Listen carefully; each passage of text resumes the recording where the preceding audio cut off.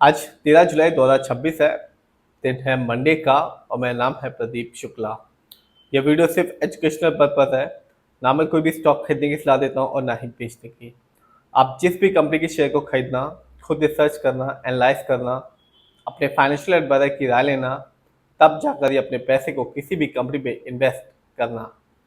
जिस कंपनी के बारे में मैं आज अभी बताने वाला हूँ, ये बता दूँ, 3 रुपये से भी नीचे का शेयर प्राइस है और 1 साल में इस कंपनी ने 250% से ऊपर का रिटर्न निकाल के दिया है। सिर्फ 6 महीने में इस कंपनी ने अपने शेयर होल्डर्स के पैसे को दुगना कर दिया। इस कंपनी का नाम है RGF कैपिटल मार्केट। जिसने भी पैसा लगाया होगा 6 महीने पहले इस कंपनी में, इस कंपनी ने माला माल किया, क्योंकि 6 महीने में इस कंपनी ने हर एक शेयर होल्डर्स के, निवेशक के पैसे को दुगना कर दिया। यदि बात की जाए इस कंपनी की, तो ये कंपनी एक नॉन बैंकिंग फाइनेंशियल कंपनी है, यानी कि लोन्स प्रोवाइड करती है, फाइनेंशियल असिस्टेंस देती है। और आज की बात करूं तो आज इस कंपनी के शेयर प्राइस 3 रुपये से नीचे का है, 2 रुपये 41 पैसे का शेयर है। और आज भी इस कंपनी ने अपने शेयर होल्डर्स को रिटर्न के मामले में बिल्कुल निराश नहीं किया, क्योंकि आज इस कंपनी ने अभी 1.69% का रिटर्न निकाल के दिया है। लेकिन मैं हमेशा कहता हूँ, हर वीडियो में कहता हूँ, बार बार कहता हूँ कि आप जिसमें पैसा लगाना, सबसे पहले चीज़ आप लॉन्ग टर्म रिटर्न देखना, तब जाकर ही अपना पैसा किसी भी कंपनी पे लगाना। यदि बात की जाए इस कंपनी की, तो 6 महीने में इस कंपनी ने अपने निवेशकों के पैसे को दुगना कर दिया।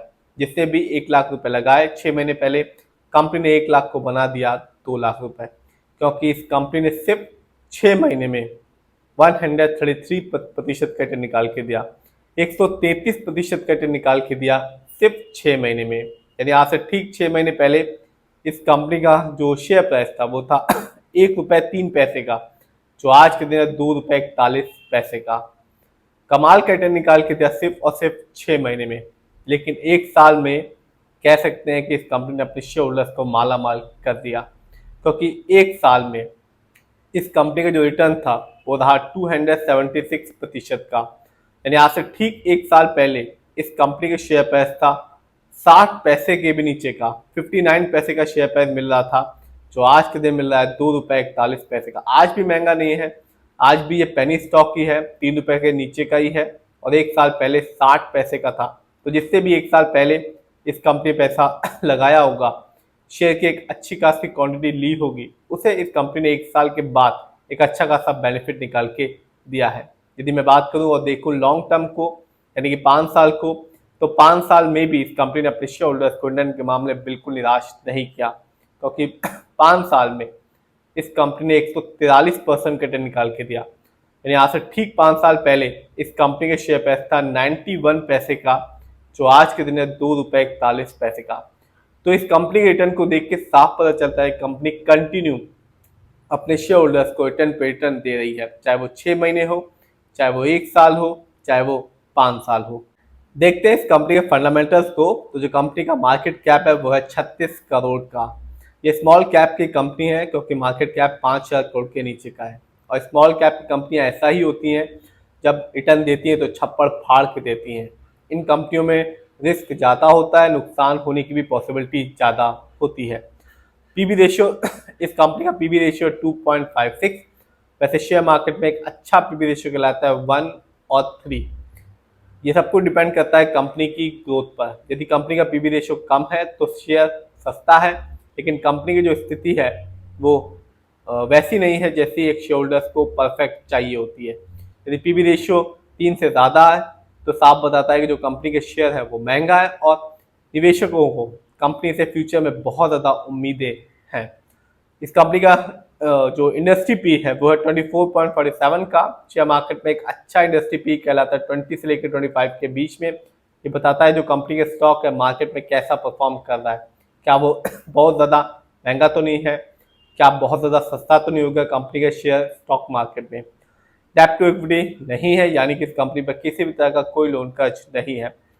आरओई यानी कि रिटर्न ऑन इक्विटी है 0.30%।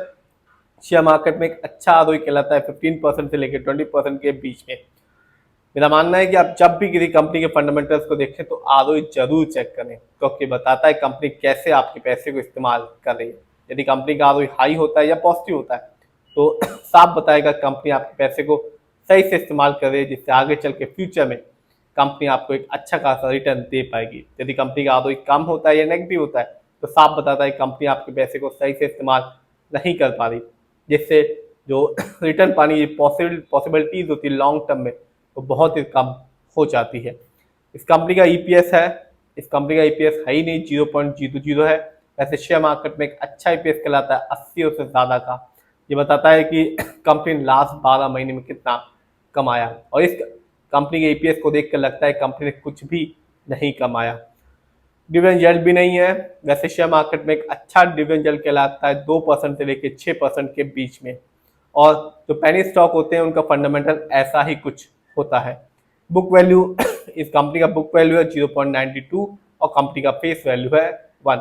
देखते हैं इस कंपनी के फाइनेंशियल कंडीशन को। तो मार्च क्वार्टर में इस कंपनी का रेवेन्यू रहा 1 करोड़ का, जबकि 2025 में इस कंपनी ने ईयरली रेवेन्यू के मामले में कुछ भी नहीं कमाया।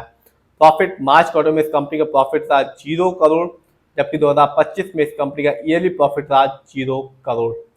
देखते हैं किसका कितना पैसा इस कंपनी पे लगा हुआ है। तो रिटेलर यानी कि हम लोग जनरल पब्लिक, इसका पैसा इस कंपनी में लगा हुआ है 75.02% का, सबसे ज्यादा होल्डिंग रिटेलर की है। प्रमोटर यानी कि इस कंपनी ओनर्स मालिक, जिनका पैसा इस कंपनी में लगा हुआ है 24.98% का। तो पेनी स्टॉक है, और पेनी स्टॉक का हर चीज वैसा ही होता है जैसा इस कंपनी ने दिखाया, चाहे वो फाइनेंशियल हो फंडामेंटल हो। एक अच्छा खासा रिटर्न निकाल के ये कंपनी अपने शेयर होल्डर्स को दे रही है, और आज भी इस कंपनी का शेयर प्राइस 3 रुपए से नीचे का है। फिर भी आप जिसमें पैसा लगाना, खुद रिसर्च करना, एनालाइज करना, अपने फाइनेंशियल एडवाइजर की राय लेना, तब जाकर अपने पैसे को शेयर मार्केट में लगाना।